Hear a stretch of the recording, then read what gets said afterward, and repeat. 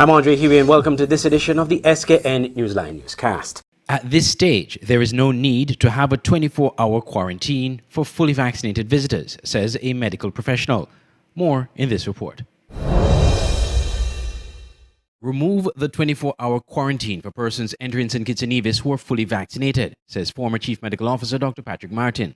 In an interview with SK Newsline on Thursday, Dr. Martin says there is no need to have a 24-hour quarantine if the persons are tested at the RLB International Airport upon arrival.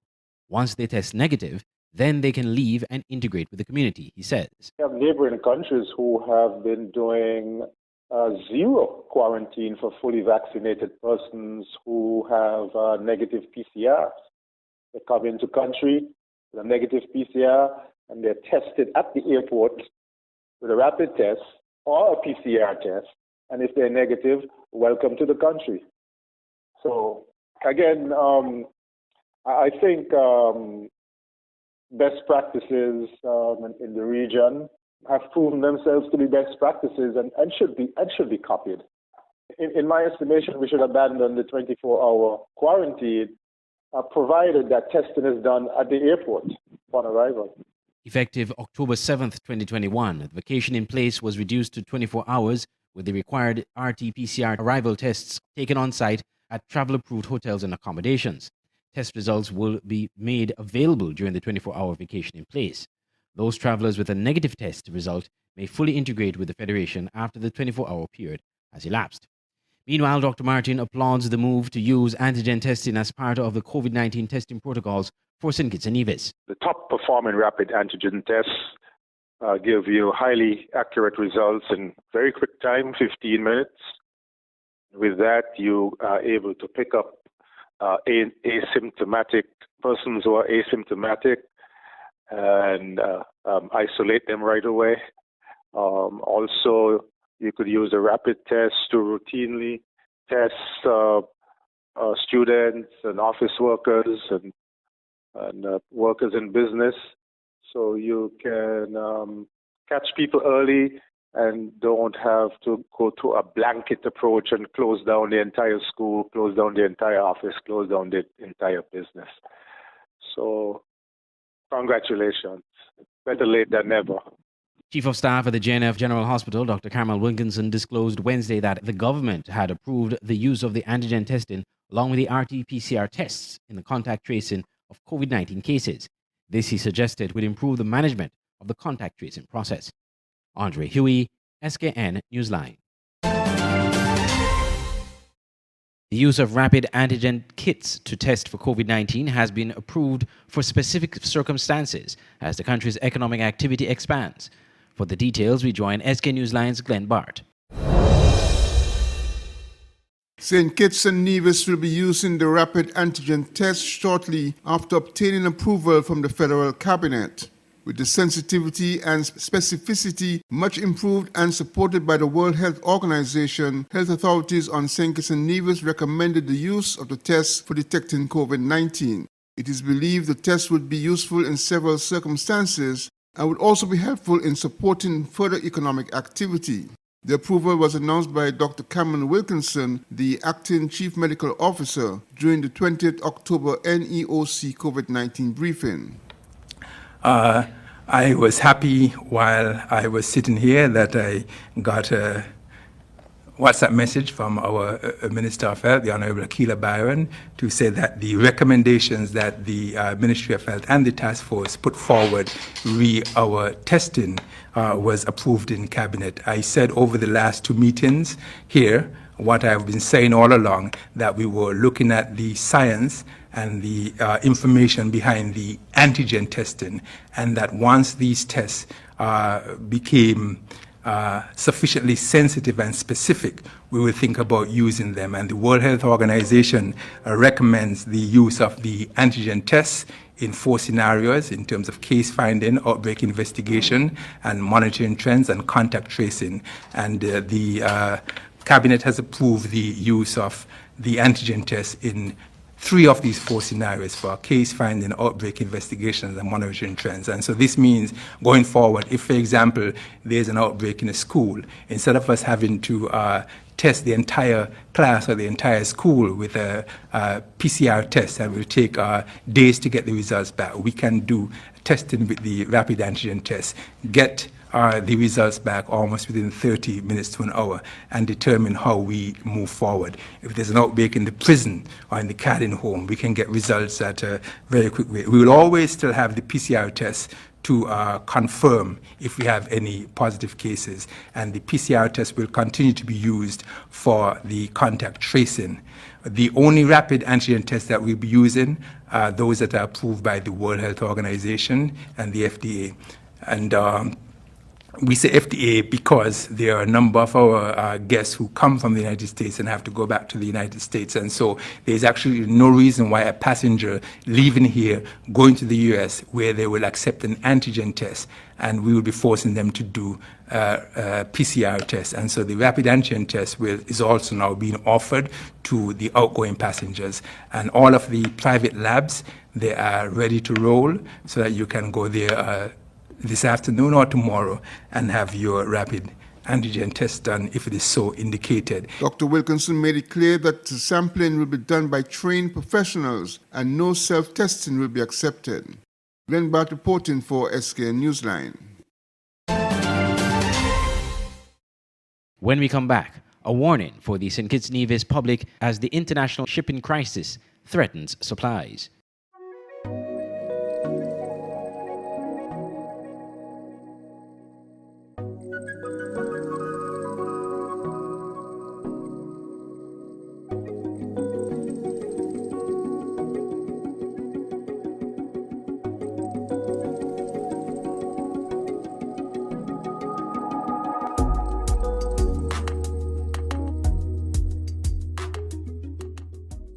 If you're looking for a one-stop shop for all your electronics, you only have 2 stores to choose from: Island Electronics on 4th Street, Basse-Terre, and Smart Electronics at Port Zante. At Island Electronics, you have some of the top brands in electronics, from the top-of-the-line smartphones, Samsung and iPhone, laptop computers, smart TVs, washing machines, small appliances, phone accessories, refrigerators, and so much more.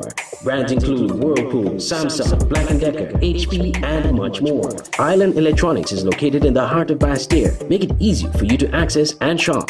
You can also choose to shop at Smart Electronics. Get the same great deals and quality products, the widest array in smartphones, including the latest Samsung Z Fold, smart TVs, and simply the best in household appliances like stoves, refrigerators, washing machines, even dishwashers. At Smart Electronics, get products for your leisure, headphones, video games, from Nintendo Switch to PlayStation 5, Bluetooth speakers, and much more. It's so hot these days. Well, at Smart Electronics, you can buy fans or air conditioners. And the brands that Smart Electronics carry are simply the best: JL, Beats, Whirlpool, Amazon, LG, Samsung, HP, Dell, RCA, and many more. You can choose to buy cash or on layaway. So if you're looking for electronic stores with the best deal and quality, Island Electronics and Smart Electronics are your only choices. Choose the store of your convenience. Contact them today. Smart Electronics at 466-4271 or WhatsApp 668-2818, or Island Electronics at 665-8677. 2 stores, 1 great experience. Welcome back. The St. Kitts Nevis public is cautioned about managing their food and other essential supplies as the international shipping crisis threatens imports. The general public is being urged to monitor the situation as it relates to the international shipping crisis, which could affect the supply of food and other supplies to St. Kitts and Nevis. Head of the National Emergency Management Agency, NEMA, Abdia Samuel, made this plea during Wednesday's NEOC briefing. For the past few briefings, I have been bringing to your attention the fact that there are challenges with the food supply chain or the supply chain in general. We know that countries such as China are having challenges in the distribution process. For example, I want to share with you this article that was shared with me that says that Antigua and Barbuda loses major shipping service as Crowley exits the region. These are some of the things that would basically hinder the progress in our food supply,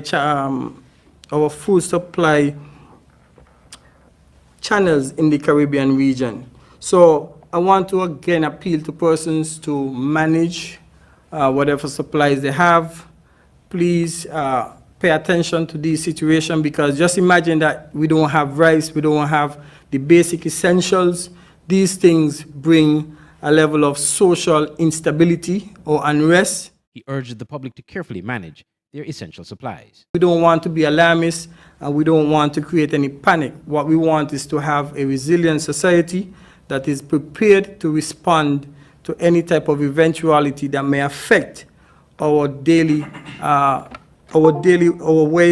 of living. All right, so I am appealing to everyone to monitor these situations and ensure that if this is affected, you have enough supplies to last us for a while. So please pay attention to these global situations, as globalization is just next door. The global supply chain has been affected by a number of challenges, including port congestion and a lack of workers to the pandemic fallout. Shipping delays have been mounting, and cargo has been piling up at California ports. Tens of thousands of containers are stuck at the ports of Los Angeles and Long Beach in California, which move more than a quarter of all American imports, according to the Wall Street Journal, which noted last month that dozens of ships are lined up to dock, with waiting times stretching to 3 weeks. I'm Andre Huey for SKN Newsline. Nevis's Premier Mark Brantley chides the political opposition for the stance it has taken in the fight against the COVID-19 pandemic. Glenn Bart has more. Premier Mark Brantley was heavily critical of the Nevis Reformation Party, whose top leaders he indicated had not played a positive role in the management of the COVID-19 pandemic.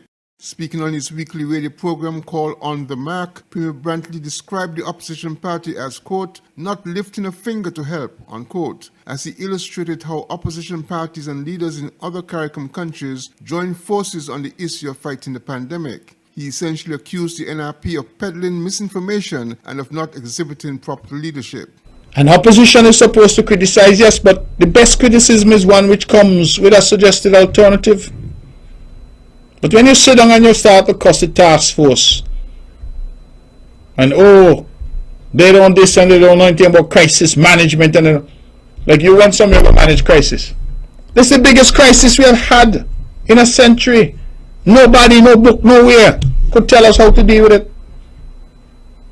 And look at where we are right now, quarantined down to within 24 hours. We hope that we will be able to remove it altogether.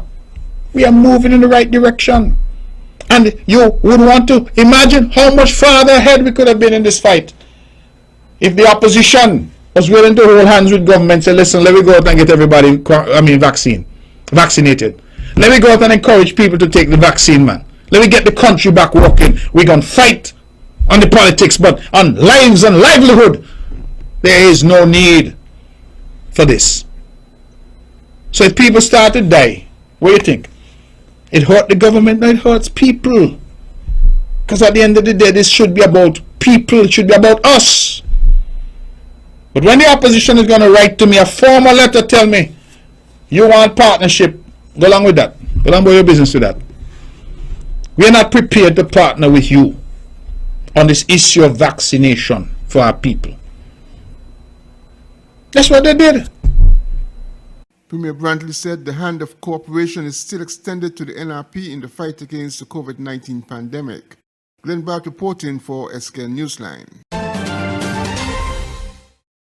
When we come back, the Haitian kidnapping saga continues. Hold on, stop. Think about the drink before you take a drop. Read up on the label on the back. They say science sugar low and fat, but don't be fooled by that. Drink some water, share some love. Tell your body you're sweet enough. Drink some water, share some love. Tell somebody you're sweet enough. Drink some water, share some love. Tell your body you're sweet enough. Drink some water, share some love. Tell somebody, hey.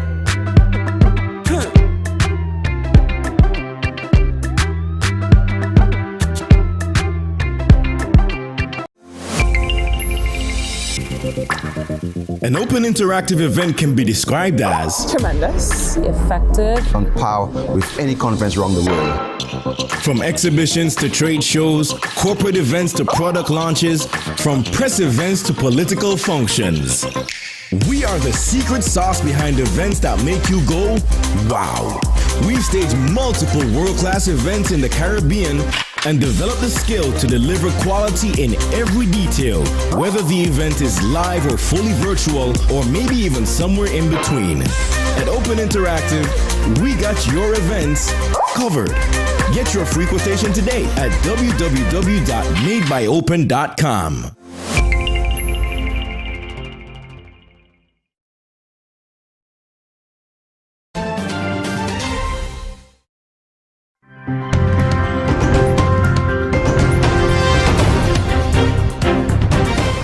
Talks to free 17 kidnapped members of an American missionary group in Haiti are entering the 5th day.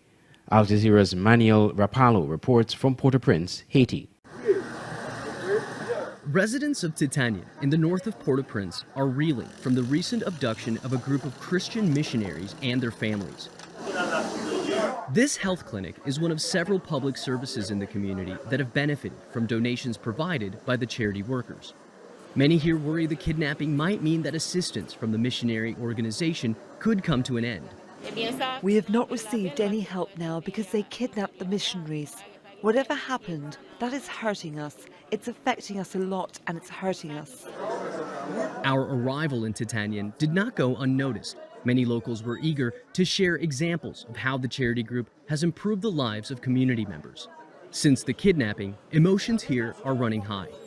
The government does nothing for us. Then we have a group of people who come to our community to help us, and this happens. We can't treat them like this. We are demanding their freedom. We demand that the national police do something fast. This video, displaying an arsenal of firearms and munitions, was recently posted on social media by a group called 400 Mogozo, the criminal gang responsible for the abduction. The group has been blamed for some 80% of the kidnappings that take place in Haiti. The gang is asking for $17 million in ransom. We're outside the headquarters of the Christian Aid Ministry's mission in Haiti, and we were told off the record by a staff member that all but a handful of aid workers have been evacuated from the country, and almost all of their work has been suspended as efforts remain underway to free the hostages. With each passing day, the charity mission remains closed. Locals who depend on food donations and other free services are growing more desperate for assistance. I pray to God that the kidnappers release the missionaries because they are the ones that helped me. I was sleeping on the streets. While Haiti's national police declined to comment on the ongoing investigation, a joint effort with U.S. federal agents remains underway to free the 17 hostages.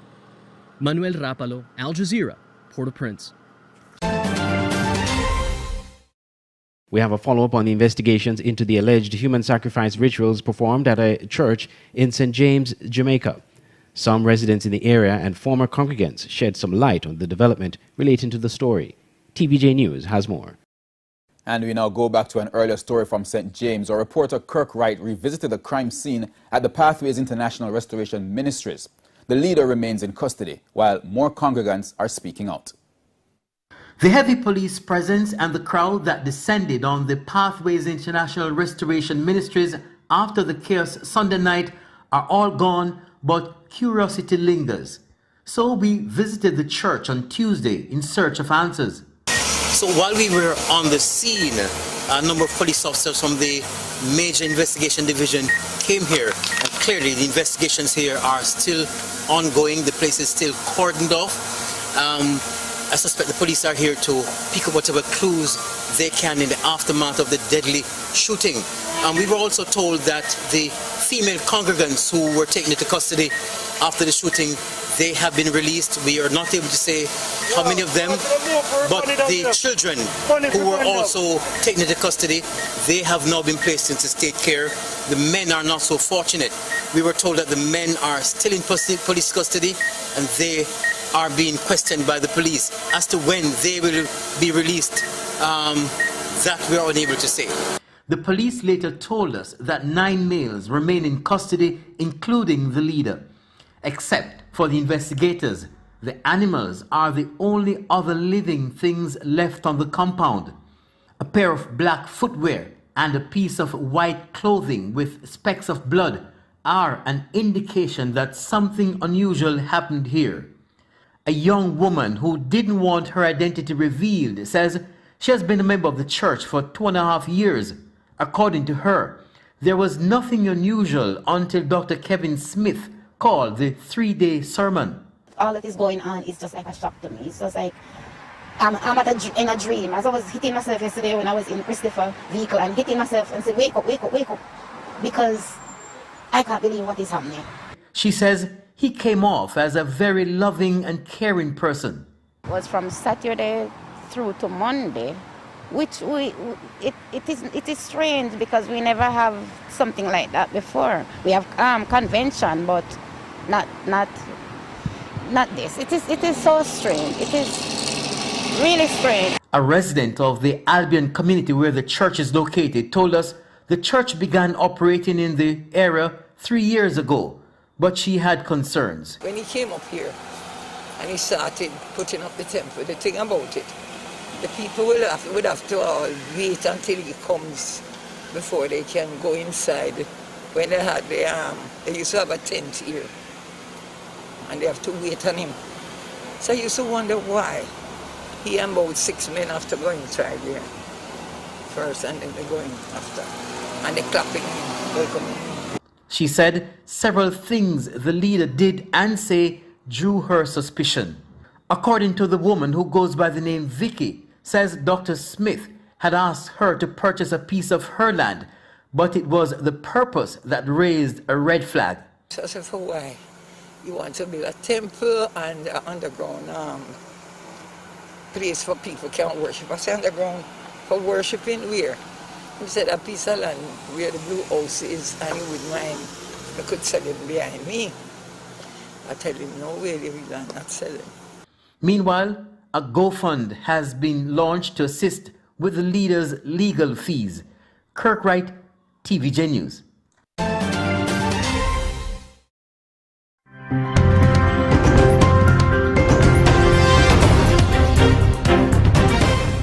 Scores of people have been killed in devastating flooding and landslides in Nepal and India. Parts of the region are experiencing some of the heaviest post-monsoon rains in years.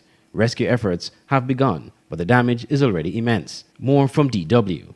Like ants drowning in water. That's what houses in the state of Uttarakhand in North India resemble right now.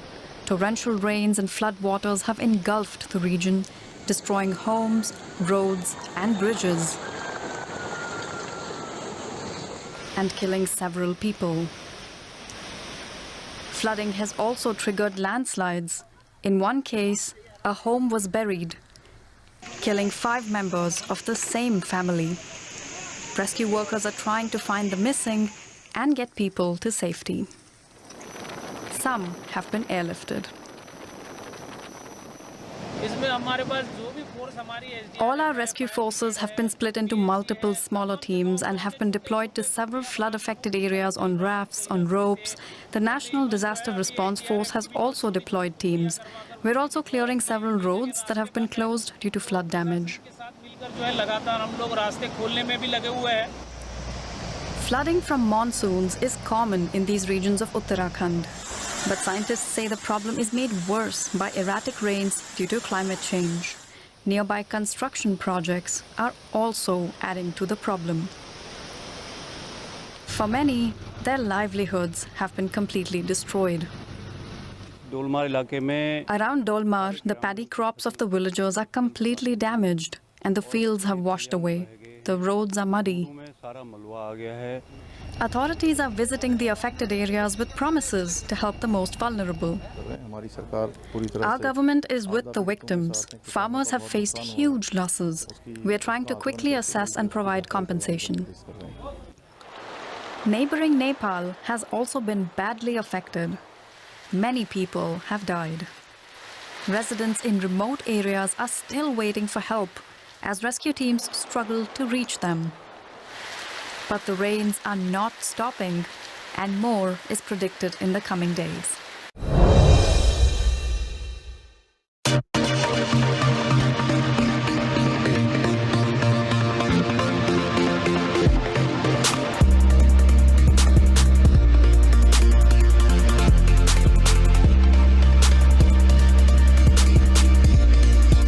Scores of fans of the Garden Hotspurs paid tribute to one of the team's stalwarts who passed away recently. The Hobson Enterprises Garden Hotspurs family hosted a candlelight vigil for the late Euclid Richards, a very ardent fan and former Spurs player who passed away recently. The vigil was held at the Spurs playing field in the Gardens. Tribute came from Spurs fans present, including a special tribute from the St. Kitts and Nevis Football Association executive member Ernest Quealy. He played for Village. In case none of you didn't know, he played from about 1974 to about 84. Yeah, he was one of the best I've seen. He was very good, so I just wanted to say to his family and friends to give them comfort. He loved everyone. He never discriminated. He never looked down on no one. Before everything was fixed up, before there was a stadium, there was a man by the name of Zach or John. So I saw him play football. Look, I saw him play football. I used to go to the park and see him. In those days, you were allowed to jump the wall. So yes, we jumped the wall. So I was one person, I was privileged to have known him and to have seen him. Became aware that he's one of those standing Spurs past player and Spurs member.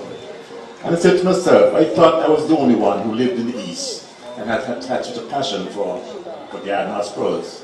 And I was glad to hear that he also had that kind of passion, even though he didn't live at this time in the area. He was a member of the disciplinary committee. He brought a different perspective. I would say, the man on the street perspective. He was really a nice person. There was never a time he saw me in town, at the bus terminal. He would say, "Vicky, come here. You want something to drink?" You know, he always reach out to me wherever he sees me. Even he's on his bike, he would say, "Vicky." You know, and I would know that's my uncle calling. Enough players to tell you about it. And like, he was one fan that could have criticized us, having at the same time he meant well and he wanted us to do better. So he could have, that was one person we could have talked to. That is a good father. I don't even know how to express it. Jack gave two children, a boy and a girl, but Jack didn't play football. And I just want to say the community I miss is that every time I come to town, that keep touching me, because you was my football. At the end of tributes, the fans released green balloons into the night sky in tribute to Mr. Richards.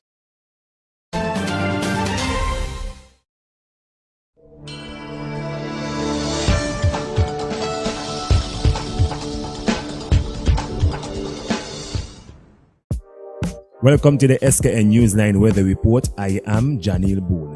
Here is a look at the 4-day forecast for St. Kitts and Nevis.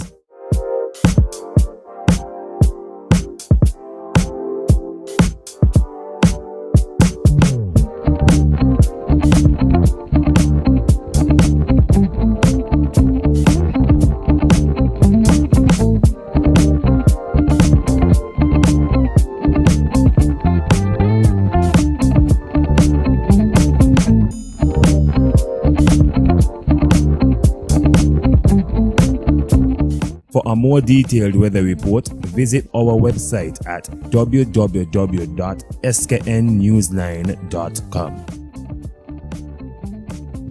This has been the SKN Newsline Newscast. For more news, log on to our website www.sknnewsline.com or visit our Facebook page. And also remember to download our Android mobile app.